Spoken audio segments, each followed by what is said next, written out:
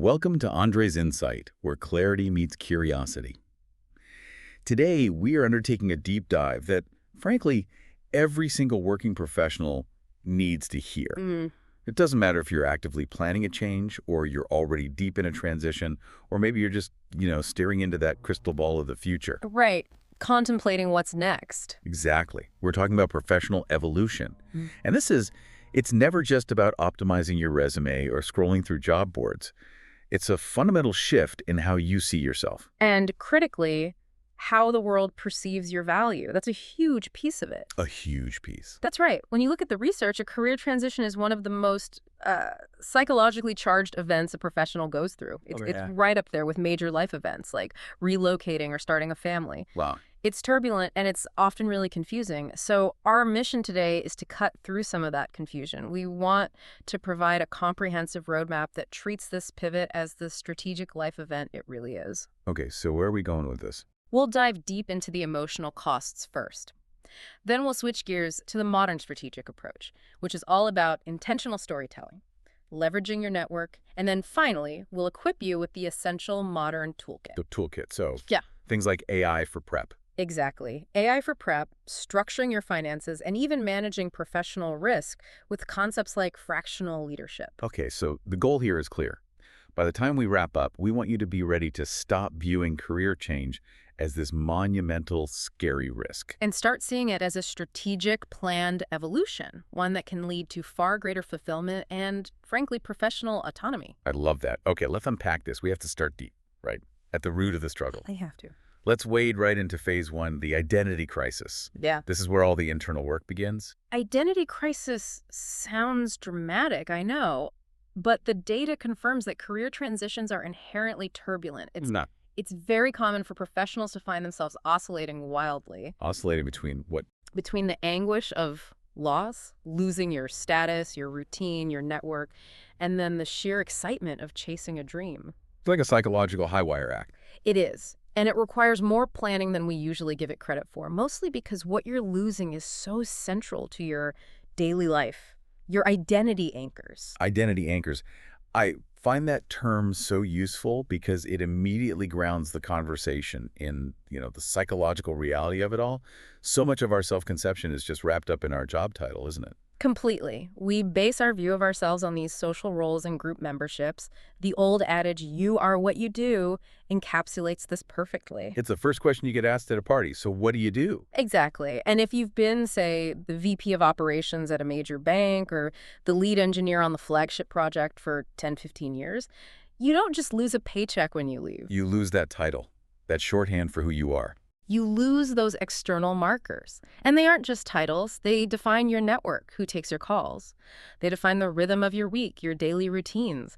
They even define your internal sense of competence in a social setting. And losing those anchors creates a profound vacuum. A huge vacuum. That loss isn't abstract. Losing the VP of Operations title means losing immediate access to high-level decision makers in that industry. Right. You lose the established data, the lessons you relied on, the certainty of where you fit in the hierarchy. Precisely. All that specific, deep knowledge you accumulated, the stories, the industry secrets, the lessons from past crises, that's your professional capital. And when you pivot, that capital suddenly feels devalued.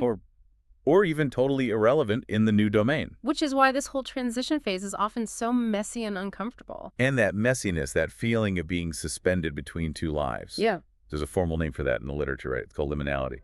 It is. Liminality describes that state of being betwixt and between. You're no longer the old you, but you haven't fully inhabited the new one yet. Like getting stuck in a doorway. That's a perfect metaphor. And it can be temporal, spanning weeks, months, sometimes even years. This is that messy middle where all the discomfort and acute identity conflict comes up. And that waiting period is often made worse if you're trying to be responsible.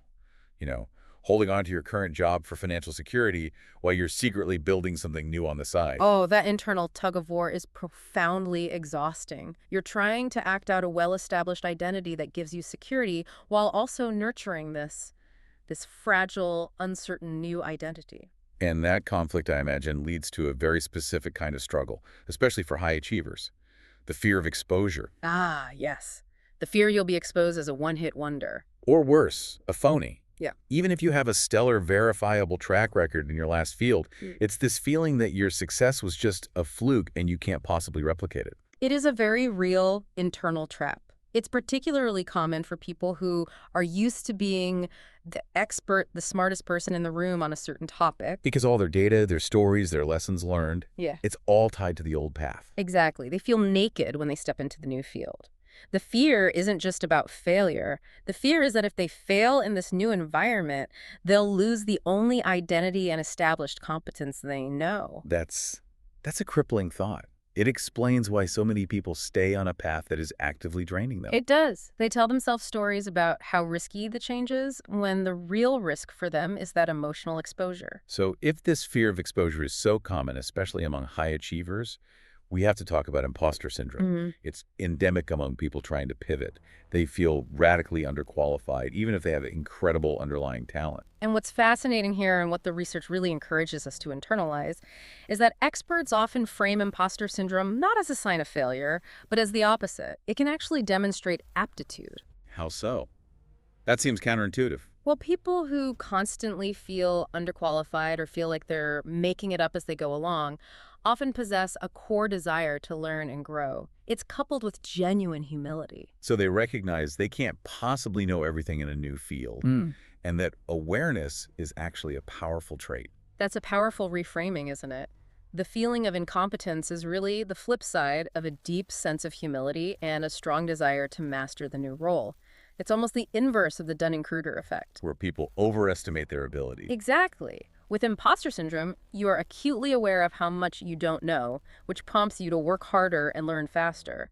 You're paying attention to the knowledge gap. Which is the first step to closing it. The necessary first step.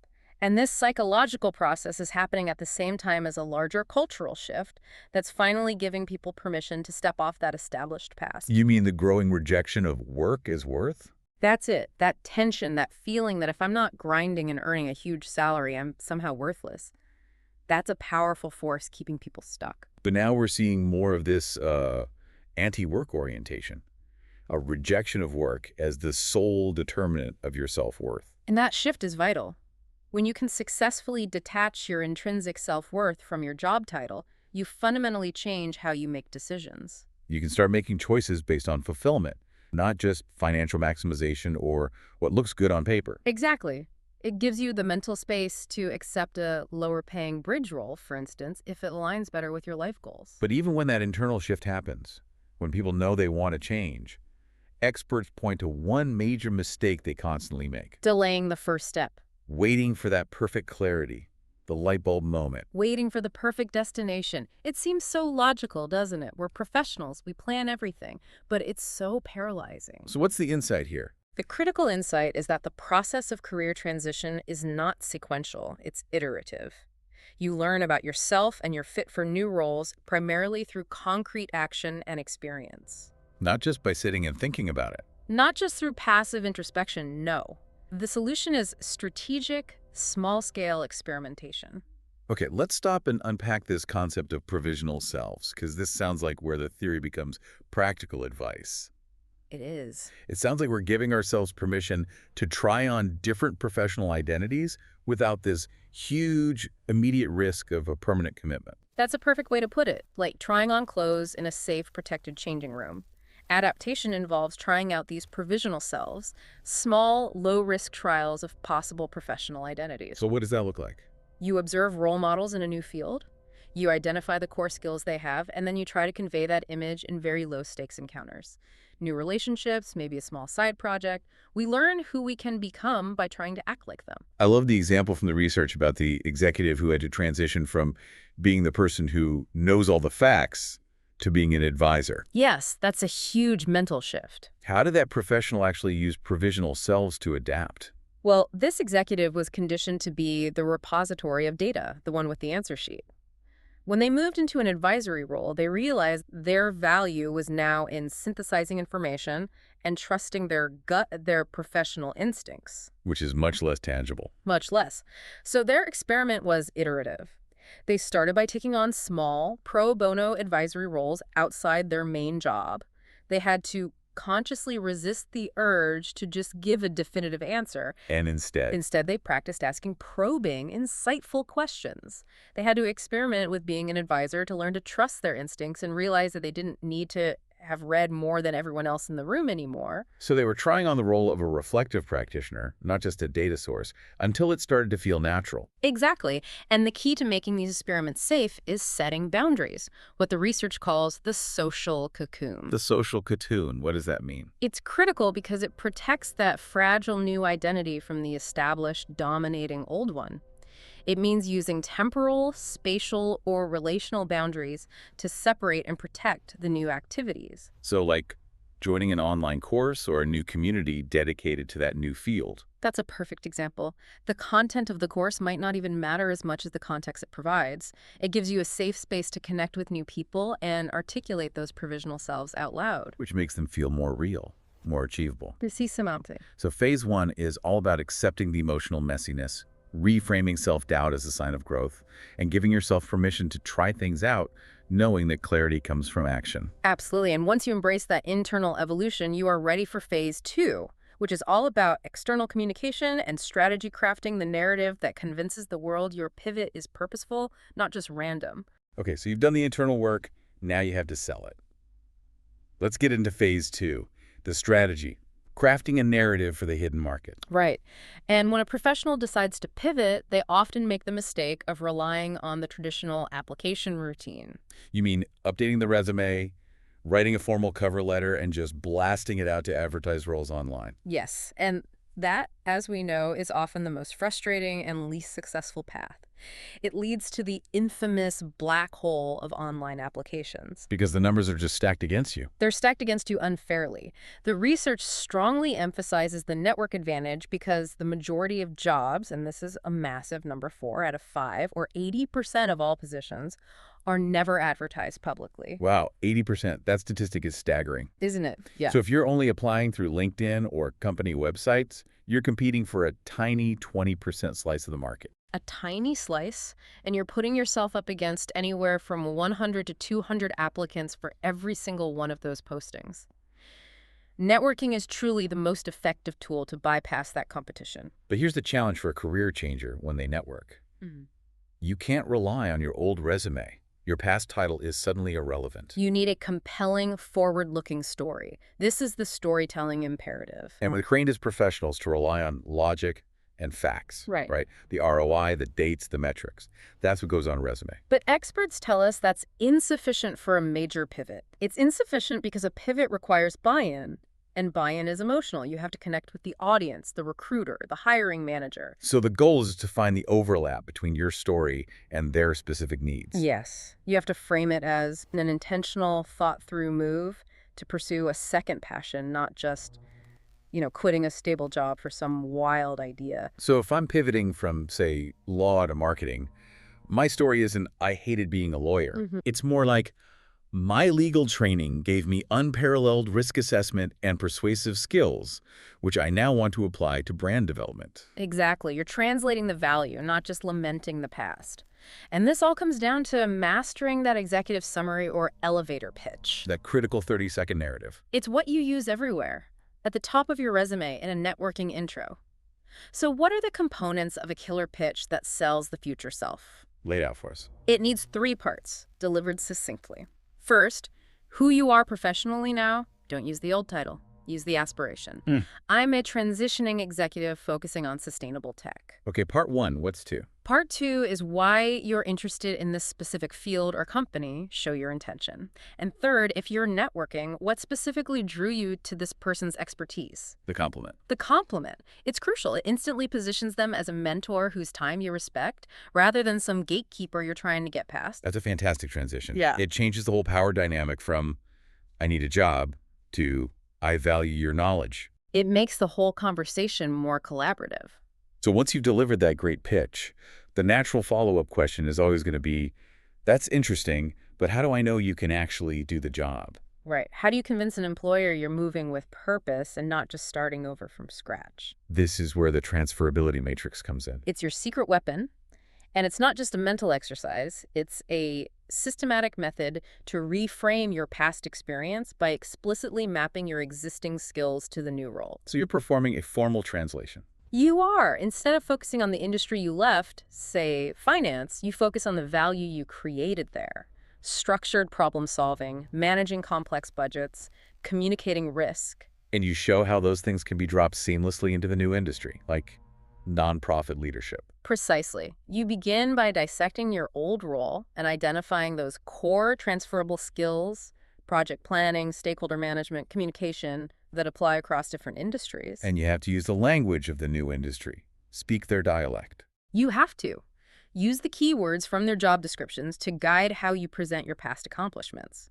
This means you have to move far beyond just listing responsibilities. You have to quantify accomplishments. Yeah. Turn your history into a collection of proven results. Yes. Results-oriented bullet points are non-negotiable. If you're pivoting, you have to eliminate soft language and show measurable value with action verbs and metrics. So instead of responsible for analyzing financial data, Elevate that to utilized Python scripts to automate quarterly reporting, reducing manual error rates by 95% and saving the department 40% of labor hours annually. that's specific. Or led a cross-functional team that created novel risk mitigation strategies for a $10 million a year company. That level of detail demonstrates systematic, measurable impact. That makes sense for technical roles, but what about non-technical pivots? Can you give us an example of how someone with a seemingly disparate background can translate their skills? Absolutely. The power is in the reframing. Take a teacher, for instance, who wants to move into corporate training or project management. Okay. They are often project managers in disguise. They can highlight their experience planning complex curricula, managing diverse stakeholders, parents, administrators, students, and executing time-sensitive deliverables. So the language shifts from managed a classroom of 30 students to Directed simultaneous complex logistical processes requiring the integration of diverse stakeholder requirements. See the difference. a huge difference. What about another example, like a lawyer? A lawyer moving into business analysis or consulting. They'd highlight their expertise in exhaustive research, systematic risk assessment, and process improvement. These are all high-value consulting skills. The employer gains an analyst who is also highly trained in spotting systemic risks. So the narrative becomes, my ability to tackle complex problems is top tier, and I can bring that high-level analytical structure to your organization. That's the reframe. And once you have your narrative and your matrix, you move into the active phase, informational interviews. And we need to be clear here. The purpose is advice and knowledge, not a direct job pitch. That distinction is critical. You're positioning yourself as a mentee seeking wisdom. But how do you prevent it from becoming an awkward attempt to get a job referral? That's a great question. How do you keep it genuine? It comes down to preparation and respect for their time. Do in-depth research beforehand, look at their LinkedIn trajectory, company news, industry trends. Asking generic questions just shows a lack of seriousness. You're using their time to answer the questions you couldn't Google. Exactly. So what kind of question should you ask? You want to determine two things. Is this the right path for me, and how do I succeed here? So not, how did you get into this line of work? Go deeper. Ask things like, if I were to join your team today, what are the 2 key challenges I'd face in the first 6 months? Or what soft skills are crucial for success in this role that aren't in the job description? And my favorite, how would we measure success after 6 months or a year? That one is gold. It provides the tangible metrics you need to adjust your own expectations. It also lets the expert demonstrate their mastery, which is engaging for them. Okay, let's talk follow-up. This often feels awkward, especially with cold contacts. How persistent should you be? Experts recommend following up at least twice. The initial follow-up is critical. Send a thank you note within 24 hours. And not just thanks for your time. No. You must mention specific advice you received and, if possible, a concrete action you've already taken based on it. For example, thank you for the advice on boot camps. I immediately signed up for the first module you suggested. That's great. It proves you're serious and that their time was actually valuable. It moves it from a transaction to a real connection. Precisely. And that's the goal. Gain actionable knowledge to make your job search far more targeted. Okay, so we've covered the psychological work in phase 1 and the narrative strategy in phase 2. Now let's shift to the essential modern toolkit. Right. In an environment shaped by automation and evolving dynamics, you need a practical, tactical advantage to de-risk your pivot. And nothing has changed the game more than artificial intelligence. Absolutely. We have to acknowledge that much of the initial screening is no longer human. We're talking about automated recruitment pipelines and applicant tracking systems, or If ATS. your application can't pass the bot, a human will never even see it. That's the reality. So step one is passing those ATS screeners. We know we shouldn't just stuff keywords in there, but how do you do it correctly? What's the secret? The key insight is that ATS systems evaluate not just the frequency of keywords, but where they appear. You have to incorporate them naturally into 3 critical areas. Okay, what are they?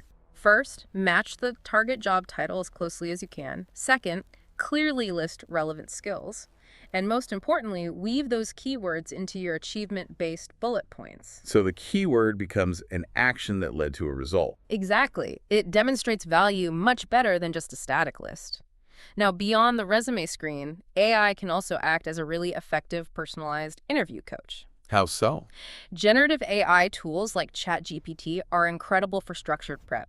You can use the AI to simulate the toughest parts of the interview.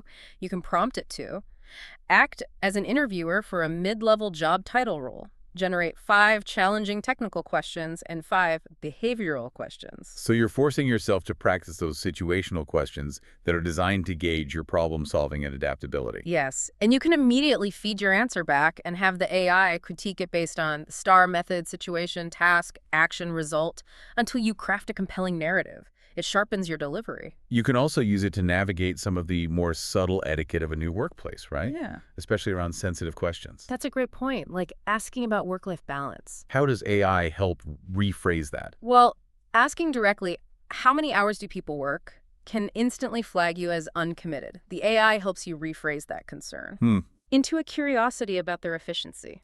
Something like, I noticed your company culture values high output. Can you describe the tools and processes you use to ensure team efficiency and sustainable delivery? Ah, so you're asking about their systems, not your personal schedule. That's brilliant. It manages the risk of being perceived as unmotivated. And for networking, AI is excellent for content creation. You can take one core professional message and use AI to generate 10 different formats for a platform like LinkedIn. A mini case study, a story, a list of tips. Exactly. This rapid-fire content strategy helps you build a strong, consistent professional profile, which is essential for attracting opportunities in that hidden job market. Okay, moving from the tactical tool of AI to something more foundational, financial stability. Yes. Even the most successful pivots involve costs and risks that have to be managed proactively. We often focus on the obvious costs, like retraining or boot camps, but the research points to a hidden financial penalty. That's right. Career changers often face a pay penalty, sometimes averaging over £3,700 annually in the UK, just because they lose that established seniority. And if you're relocating, it gets even more complex. You have to meticulously calculate your new salary needs based on local taxes, housing, childcare. A $100,000 salary in one city might feel like $70,000 in another. So the single biggest safeguard against desperation and bad job choices is the financial buffer. It is. Strategic budgeting is your most valuable non-technical skill. A financial safety net of 3 to 6 months of living expenses is crucial. It's not just a financial safeguard, is it? It's psychological. It's a psychological tool. It gives you the space to focus on skill acquisition and networking without the crushing pressure of needing to land any job right now. You can hold out for the right opportunity. We also have to talk about health insurance. That's a huge shock for people leaving a stable corporate plan. The terminology alone is overwhelming. It really is. You're moving from a group insurance plan, where the employer negotiates good rates, to needing individual insurance, which is way more complex and expensive. PPO, HMO. Yeah. What's the simple breakdown? PPO, or Preferred Provider Organization, offers more flexibility in choosing doctors, but costs more. HMO, Health Maintenance Organization, is cheaper, but you have to use providers in their network, and you need referrals. And you have to calculate these costs meticulously. Mm-hmm. Some people leaving, say, government or military service have very specific non-negotiable deadlines. Yes, like the 90-day window for signing up for TRICARE options after retirement. Missing that can have devastating long-term consequences. And one thing people don't often associate with job hunting, your credit score. Why is that relevant to a pivot? It's highly relevant. It reflects financial responsibility. Many organizations, especially in finance or government, will check your credit report as part of their background check. They're assessing risk. And it affects things like rental agreements and loans, which all tie into your new cost of living. It does. Reviewing a report from all three major agencies, Equifax, Experian, and TransUnion, before a transition is a non-negotiable step. Okay, finally, let's talk about the bridge job, a crucial strategy to manage financial risk. A bridge job is a role taken after a long-term career but before total retirement, or as a stopgap during a pivot. It serves two crucial functions. Financial risk management is one. And just as importantly, it provides non-financial rewards that maintain your engagement and mental sharpness during that difficult liminal period. So what motivates people to take these roles if they often offer less salary and limited advancement? The primary motivations shift completely away from the vertical career climb. People start prioritizing non-financial fulfillment. Like what? Things like controlling their time, keeping mentally sharp, receiving recognition for their competence, and having meaningful work. For someone pushed out of a high-pressure job, a bridge role offers autonomy and a chance to feel competent again in a low-stakes environment. So the lower pay stops being a concern once they redefine what success means to them. Exactly. Success becomes about fulfillment and autonomy, not just maximization. This shift towards portfolio careers leads us directly to one of the fastest growing segments in the executive economy, fractional leadership. It's a powerful de-risking strategy for high-level pivots. This is where highly experienced specialists like a fractional CMO or finance director work part-time for multiple businesses at once. Offering that C-suite expertise at a fraction of the cost of a full-time executive. It's a direct response to the current business landscape, especially in fast-growth areas like tech startups. They need experienced guidance now, but can't afford a full-time salary package. But for a professional looking to enter this model, success hinges entirely on one thing, right? Specialization. You cannot be a generalist. The specialist advantage. I imagine a red flag in this market is a fuzzy answer when someone asks what you do. Absolutely. If the answer is vaguely growth for tech startups, that's too generic. A successful fractional exec has to be highly specialized. For instance, I am a fractional sales leader specializing in outbound strategies for cybersecurity SaaS companies scaling past 10 million in ARR. That level of clarity is essential. And because they aren't around every day, they have to ensure their work has a lasting impact. This is an operational non-negotiable. They can't rely on informal knowledge sharing or water cooler chats. They have to systematize and document their processes, creating repeatable IP that clients can scale independently after the engagement ends. It's a much more mature, systematic approach that justifies the high hourly rate. It is. So given that they're essentially running their own high-value consulting business, what are the biggest risks they have to mitigate? First and foremost, financial stability. They need at least 6 months of cash reserves, but also client diversification. Relying on one client for more than 50% of your income is just too dangerous. And they have to manage legal and operational risks, like professional liability insurance. We hear those terms a lot. Can you just quickly clarify the difference for us? Of course. Professional liability insurance protects you against claims of negligence or mistakes in your services. If a client claims your financial advice caused them to lose money, this coverage protects you. Okay, that makes sense. Public indemnity insurance is a related term, often covering similar ground. It protects against claims of financial loss due to errors in the service you delivered. For a high-stakes fractional executive, this coverage is essential risk mitigation. So one bad engagement doesn't wipe out their entire business. Exactly. And finally, they have to fight that perennial executive risk, scope creep.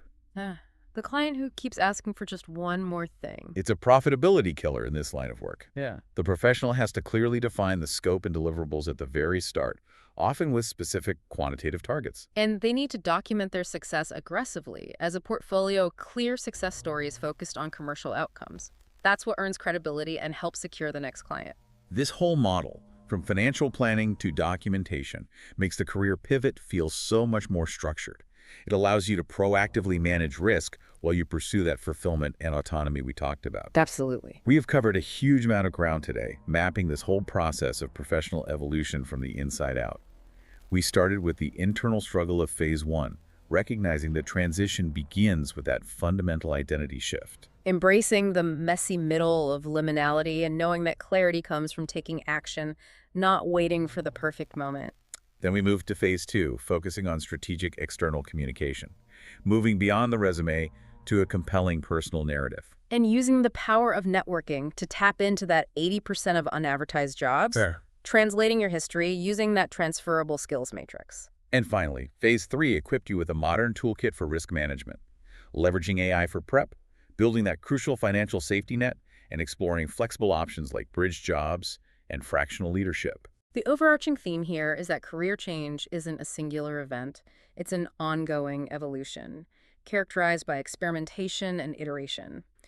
We hope this deep dive empowers you to manage the psychological weight and realize that your greatest opportunities are often still ahead of you. And here's where it gets really interesting. The research highlights that in today's fluid labor market, the age of a career often matters more than the chronological age of the worker. That's a fascinating point. A 30-year-old worker could easily have an old career, one that's declining or prone to automation, while a 50-year-old can start a new career in a growing field like data science or specialized fractional leadership. It all comes down to adaptability and ongoing learning, proving that your expertise is current and transferable. So if you feel that internal tug, that uncomfortable sense of liminality, ask yourself this: what small, low-risk experiment can you start today? Maybe volunteering for a niche project, booking a coffee with an expert you admire, or just using AI to create a new LinkedIn post that tests a different professional message. To try on a new possible self, regardless of how long you've been on your current path. Start small, but start now. That's a powerful note to end on. Thank you for diving deep with us.